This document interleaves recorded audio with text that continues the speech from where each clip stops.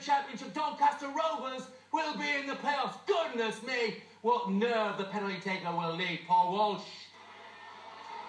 It's Marcelo Trotter, Jeff, who's been on as a substitute, has taken it. There was a few words between 2 or 3 players about who was going to take it. Uwe Rosler was pointing, I think, to Trotter, and he's in a crossbar, and he's come down, and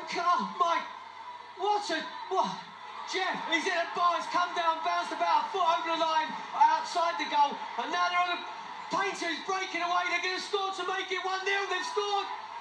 Coppinger's made it 1-0 at the other end. I don't believe what I've just witnessed, Jeff. Unbelievable. Unbelievable. Marcelo Trotter is on loan from Fulham. He's hit the crossbar with a penalty awarded. He's been the man in form. He's scored 3 in his last 4. That penalty would have sent Brentford up. The ball's rebounded. Doncaster have gone to the other end. They've scored the goal. They're going up.